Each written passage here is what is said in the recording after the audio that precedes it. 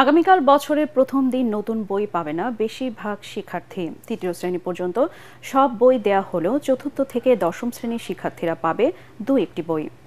NCTB চেয়ারম্যানের দাবি 20 জানুয়ারির মধ্যে সব ক্লাসে নতুন বই দেওয়া হবে। তবে মুদ্রণ শিল্প মালিকরা বলছেন ফেব্রুয়ারি আগে তা সম্ভব নয়। তারা বলছেন টেন্ডার প্রক্রিয়ায় বিলম্ব ও কাগজ সংকটের কারণে এই পরিস্থিতির সৃষ্টি হয়েছে। রিপোর্ট মাহবুব কবি চপলের। সরকার পতনের বড় ধাক্কা লেগেছে শিক্ষা খাতেও। যেসব বই এই সময়ে স্কুল কলেজে থাকার কথা ছিল সেগুলো এখনও ছাপাখানায়। এবার প্রাথমিক ও মাধ্যমিকে বিনামূল্যে 40 কোটি বই দেবে অন্তর্বর্তী সরকার। খরচ হবে 2450 কোটি টাকা। প্রথম থেকে তৃতীয় শ্রেণী পর্যন্ত সব বই ছাপানো শেষে উপজেলায় পাঠানো হয়েছে, কিন্তু চতুর্থ থেকে দশম শ্রেণী পর্যন্ত বাংলা, ইংরেজি ও গণিত বই ছাপানোর কাজ চলছে। বাকিগুলো এখনও শুরুই হয়নি। গত বছর আমরা দেখেছিলাম নিউজ প্রিন্ট কাগজে বই ছাপানো হয়েছিল, যেটি পড়তে বেশ সমস্যা হয়েছিল শিক্ষার্থীদের। এবার হোয়াইট প্রিন্ট কাগজে বই ছাপানো হচ্ছে। বইয়ের মান গত কয়েক বছরের চেয়ে এবার ভালো বলে আমাদেরকে জানাচ্ছেন প্রেসের কর্মীরা।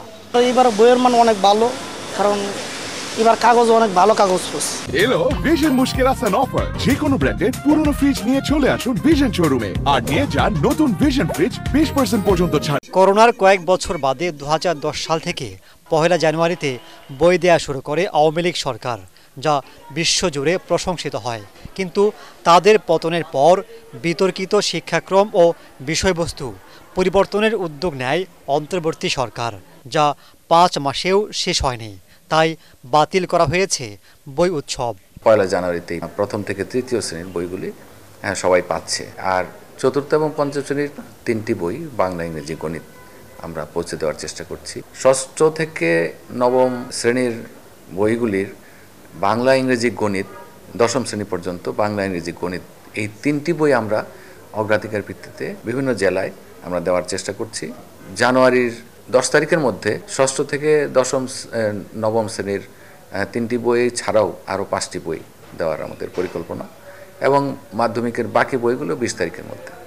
এনসিটিবির চেয়ারম্যান এমন দাবি করলেও বাস্তবতা ভিন্ন।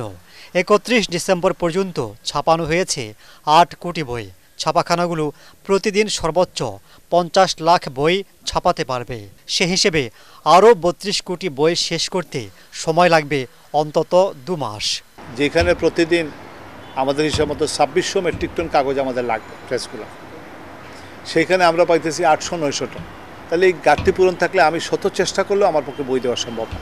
তারা যদি না পারে তাহলে তো তাদের ব্যাপারে তো অনেক ধরনের আইনি ব্যবস্থা নেওয়ার সুযোগ আছে। স্বাগত জানাবো ওনার আইনি ব্যবস্থার সুযোগ থাকলে। সুযোগ না থাকলে হয়তো আমাদের প্রিন্টার্সদেরকে হয়রানি না করার অনুরোধ করব। বিকল্প ব্যবস্থা হিসেবে অনলাইনে বই আপলোডের সিদ্ধান্ত নিয়েছে এনসিটিবি।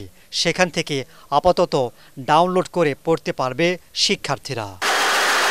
মাহবুব কবির চপল, এটিএন বাংলা, ঢাকা।